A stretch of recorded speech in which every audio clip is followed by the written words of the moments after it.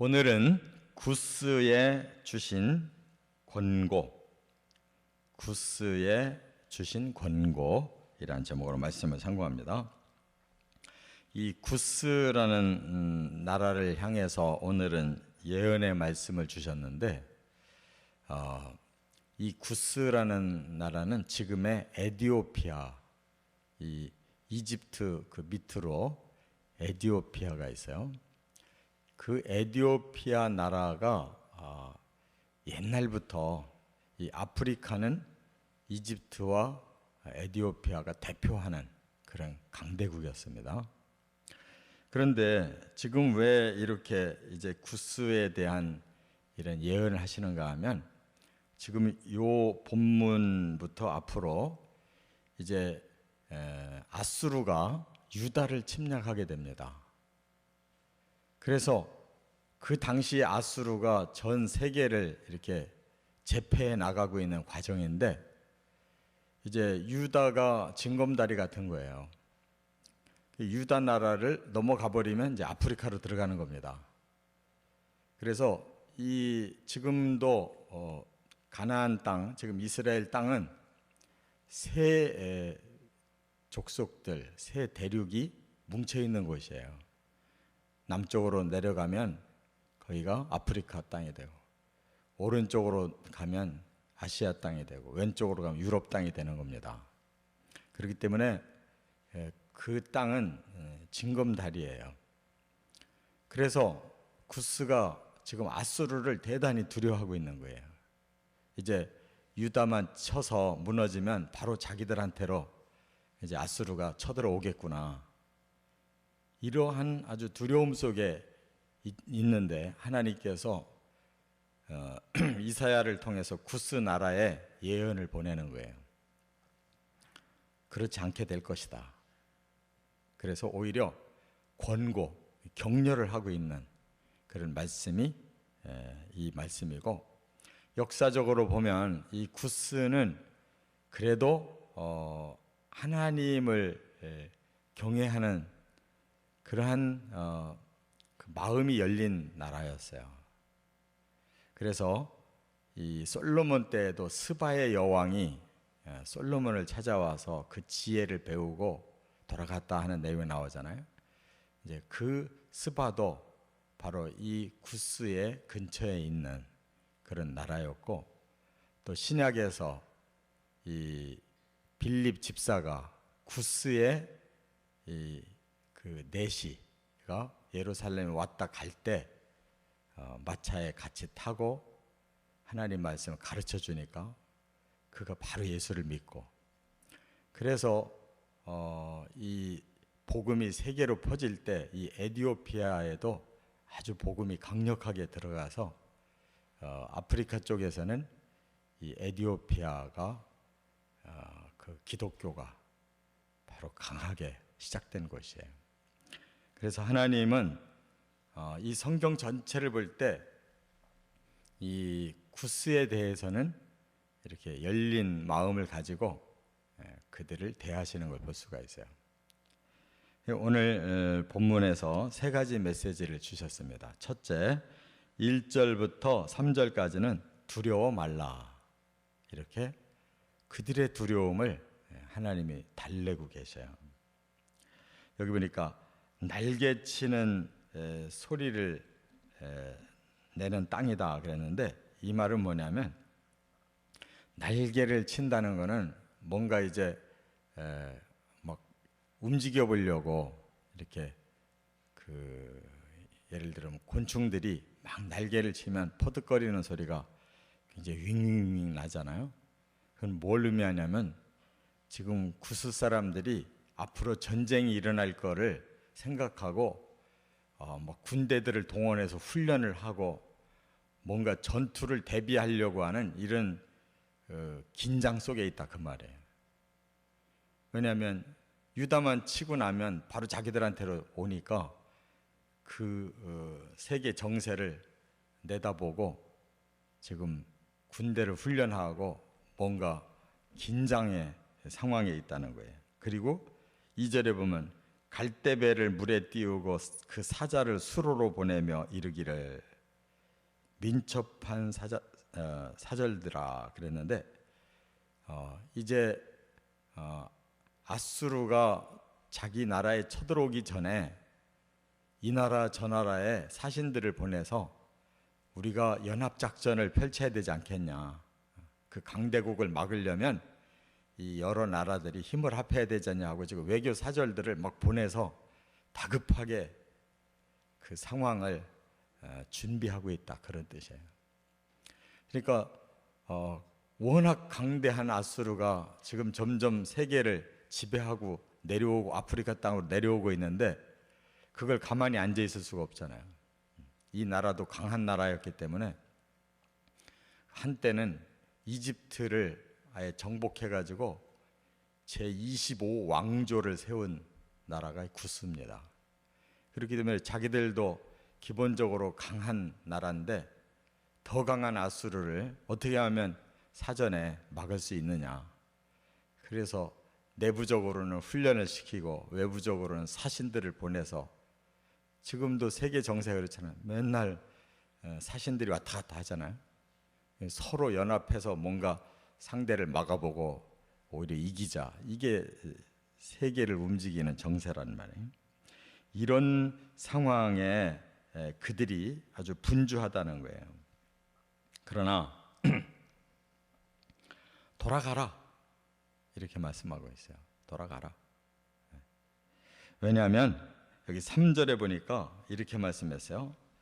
3절에 세상의 모든 거민 지상에 사는 너희여, 산들 위에 기치를 세우거든 너희는 보고 나팔을 불거든 너희는 들을지니라 그랬어요.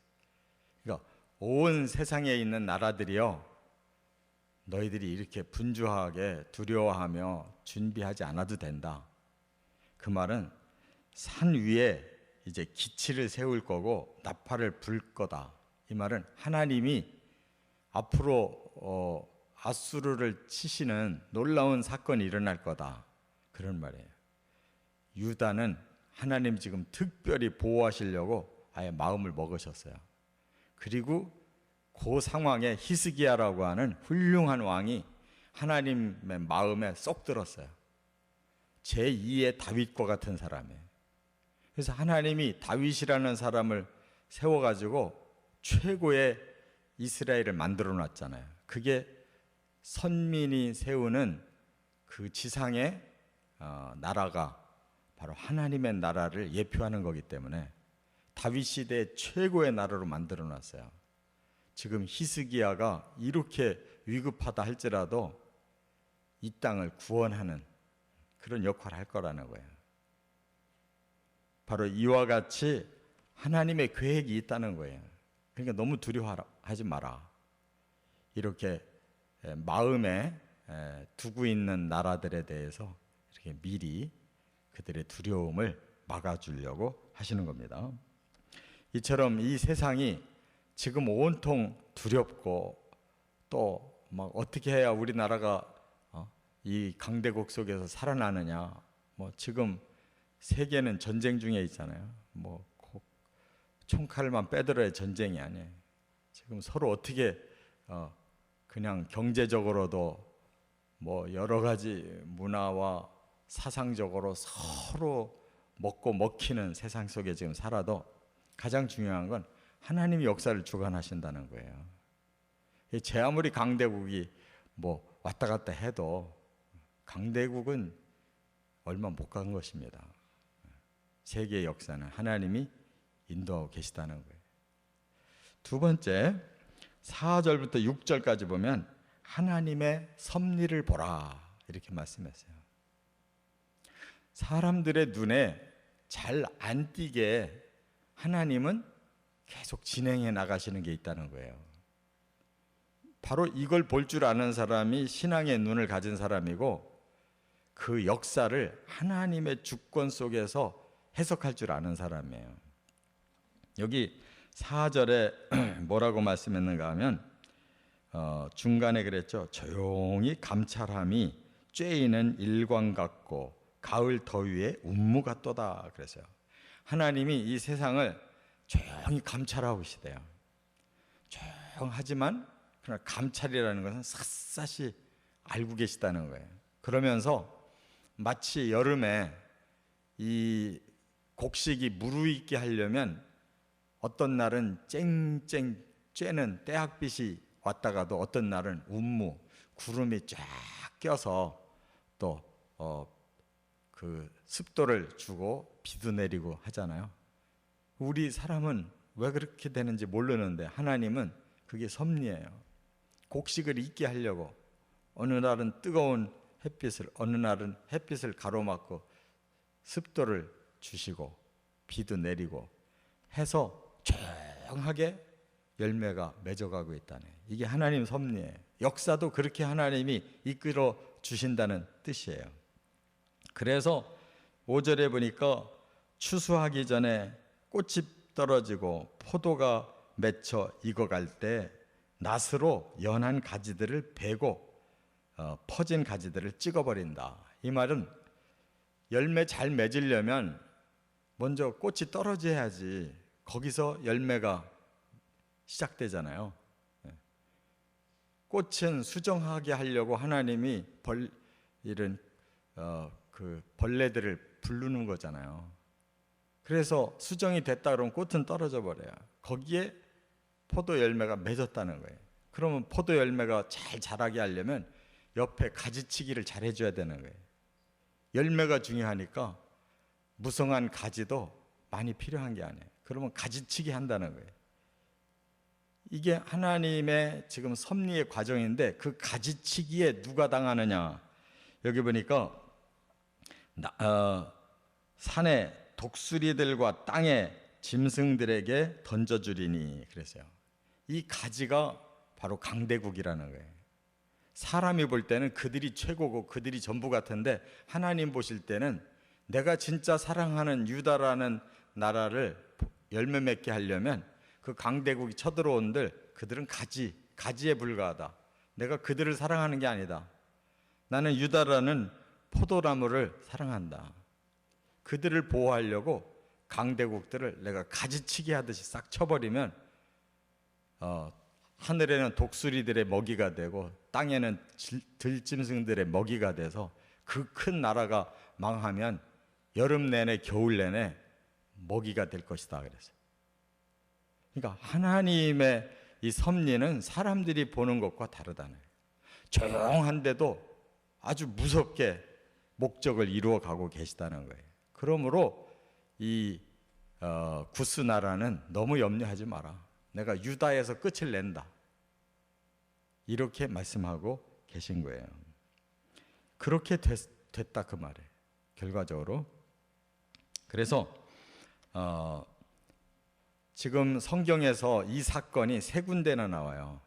열왕기 하에는 19장에, 역대 하에는 32장에, 이사야서에서는 37장에 보면 아수르가 유다를 침략했다가 하루아침에 하나님이 여호와의 사자를 보내서 기적을 일으키니까 그 아수르 군대 18만 5천 명이 하루아침에 시체가 돼버렸어요.